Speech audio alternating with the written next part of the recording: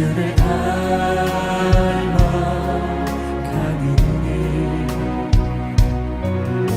고된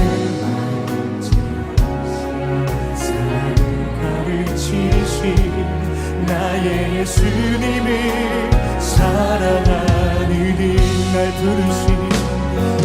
부르심에 감사 날 놓지 않으신 감사 하늘 보자 버리고 날 사랑하심에 감사 나의 모든 삶을 남은 모든 인생을 예수님과 함께 걷겠습니다. 날 할렐루야. 오늘도 말씀과 기도로 하루를 여는 여러분을 사랑하고 축복합니다. 오늘도 주의 말씀에 지체 없이 반응하고 순종하는 우리 모두가 되길 바랍니다. 살다 보면 망가지기도 하고 망가진 것을 다시 복구하기도 하죠. 그런데 그 과정은 결코 쉽지만은 않습니다. 차를 타고 가거나 길을 걸어갈 때 종종 이런 문구를 보게 될 때가 있죠. 통행에 불편을 드려 죄송합니다. 조속한 시일 내에 공사를 완공하겠습니다. 라는 문구 말입니다. 공사 기간엔 많은 불편을 겪습니다. 먼지, 소음 등 많은 것들이 불편할 뿐 아니라 그 공사가 본인이 사는 공간에 적용되는 것이라면 물이 나오지 않는 등 직접적인 피해도 겪게 되죠. 이 공사가 하루 이틀 시간이 지나면 사람들은 그때부터 많은 이야기를 하곤 합니다. 왜 이렇게 오래 걸려? 제대로 되고 있는 건 맞아? 라는 말들 말입니다. 하지만 공사는 정해진 계획에 따라 순차적으로 진행됩니다. 그 과정이 선뜻 눈에 보이지 않는다고 해서 공사가 진행되지 않는 것은 아닙니다. 그러다 어느 순간이 되어보면 일이 많이 진척되어져 있는 것을 눈으로 확인하게 되죠. 그런데 아십니까? 하나님이 하시는 일도 그렇습니다. 우리의 눈에 보이는 무대 위에서가 아니라 잘 보이지 않는 곳에서도 하나님은 역사를 이어가십니다. 오늘 본문은 족보를 다루고 있죠. 이 족보 안에 흐르는 하나님의 보이지 않는 역사하심을 오늘 다루고 있습니다. 함께 묵상 하나님 말씀은 창세기 11장 10절로 30절까지입니다. 말씀 듣고 묵상 나눔하겠습니다. 셈의 족보는 이러하니라. 셈은 100세 곧 홍수 후 2년에 아르박삿을 낳았고 아르박삿을 낳은 후에 500년을 지내며 자녀를 낳았으며 아르박삿은 35세에 셀라를 낳았고 셀라를 낳은 후에 403년을 지내며 자녀를 낳았으며 셀라는 30세에 에벨을 낳았고 에벨을 낳은 후에 403년을 지내며 자녀를 낳았으며 에벨은 34세에 벨렉을 낳았고 벨렉을 낳은 후에 430년을 지내며 자녀를 낳았으며 벨렉은 30세에 르우를 낳았고 르우를 낳은 후에 209년을 지내며 자녀를 낳았으며 르우는 32세에 스룩을 낳았고 스룩을 낳은 후에 207년을 지내며 자녀를 낳았으며 스룩은 30세에 나홀을 낳았고 나홀을 낳은 후에 200년을 지내며 자녀를 낳았으며 나홀은 29세에 데라를 낳았고 데라를 낳은 후에 119년을 지내며 자녀를 낳았으며 데라는 70세에 아브람과 나홀과 하란을 낳았더라. 데라의 족보는 이러하니라. 데라는 아브람과 나홀과 하란을 낳고 하란은 롯을 낳았으며 하란은 그 아비 데라보다 먼저 고향 갈대아인의 우르에서 죽었더라. 아브람과 나홀이 장가들었으니 아브람의 아내의 이름은 사레며 나홀의 아내의 이름은 밀가니 하란의 딸이요 하란은 밀가의 아버지이며 또 이스가의 아버지더라. 사레는 임신하지 못함으로 자식이 없었더라. 데라가 그 아들 아브람과 하란의 아들인 그의 손자 롯과 그의 며느리 아브람의 아내 사레를 데리고 갈대아인의 우르를 떠나 가나안 땅으로 가고자 하더니 하란에 이르러 거기 거류하였으며 데라는 나이가 205세가 되어 하란에서 죽었더라. 오늘 본문은 족보로 시작해서 한 가족의 이야기로 흐르는 하나님의 역사하심에 대해서 다루고 있습니다. 겉으로 보면 조용하고 변화도 어떤 특징도 없어 보이지만 성경은 이 조용한 본문을 통해 아주 분명한 진리를 말합니다. 사람의 삶은 멈출 수 있어도 하나님의 약속, 그분의 역사하심은 멈추지 않는다는 사실 말입니다. 바벨탑 사건 이후 인류는 흩어졌고 방향을 잃었습니다. 하지만 하나님은 그 혼란 속에서도 한 줄의 역사를 붙드십니다. 오늘 본문은 하나님의 이 붙드심이 어디로 향하고 있는지 그것을 보여줍니다. 본문은 누구의 족보에 대해서 말하며 이야기를 시작하고 있을까요? 10절, 11절입니다. 셈의 족보는 이러하니라.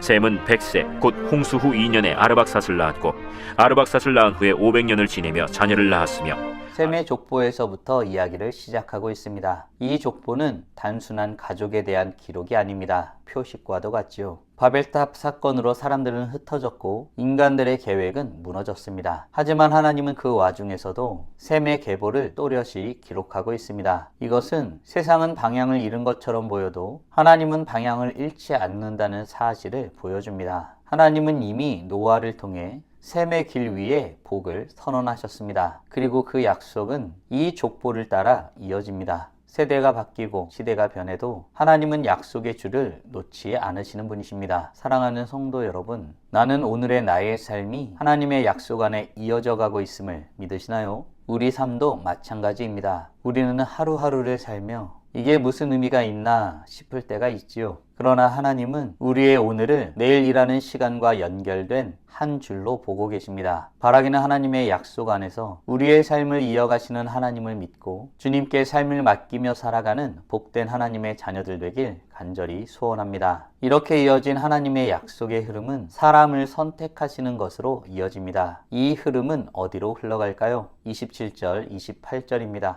데라의 족보는 이러하니라. 데라는 아브람과 나홀과 하란을 낳고 하란은 롯을 낳았으며 하란은 그 아비 데라보다 먼저 고향 갈대아인의 우르에서 죽었더라. 족보의 흐름은 데라 그리고 아브라함 그 후대까지 이어집니다. 이 구절은 족보의 흐름을 갑자기 멈추게 하는 말씀이죠. 젊은 아들 하란의 죽음, 즉 가족의 상실이라는 설명되지 않는 아픔이 등장합니다. 그런데 아십니까? 성경은 하나님의 약속 이야기를 하면서도 인간의 슬픔을 지우지 않습니다. 인간의 상실, 슬픔과는 무관하게 하나님의 선택은 이어집니다. 그리고 그 이어지는 시간들이 후대로 내려갑니다. 하란의 죽음 이후에도 하나님은 데라 그리고 그 아들 아브라함을 선택하십니다. 인간의 눈에는 가문의 흐름이 끊어지는 것처럼 보이지만 하나님의 계획은 여전히 진행 중입니다. 사랑하는 성도 여러분, 나는 하나님의 뜻은 인간의 연약함과 상실에 개의치 아니하고 이어져감을 믿으시나요? 하나님의 뜻이 이루어져감이 확실하기에 우리는 하나님을 신뢰함으로 더 가까이 나아갈 수 있는 것입니다. 하나님은 자신이 선택한 사람을 통해서 역사하시지만 그들의 부족과 연약함에도 불구하고 그 뜻을 반드시 이루십니다. 바라기는 주께서 뜻하신 바가 반드시 이루어짐을 믿고 모든 것을 맡겨 의뢰하는 복된 하나님의 자녀들 되길 간절히 소원합니다. 데라는 이후 어디로 가길 원하였을까요? 그리고 그 과정에 어떤 일이 발생했을까요? 31절, 32절입니다. 데라가 그 아들 아브람과 하란의 아들인 그의 손자 롯과 그의 며느리 아브람의 아내 사레를 데리고 갈대아인의 우르를 떠나 가나안 땅으로 가고자 하더니 하란에 이르러 거기 거류하였으며 데라는 나이가 205세가 되어 하란에서 죽었더라.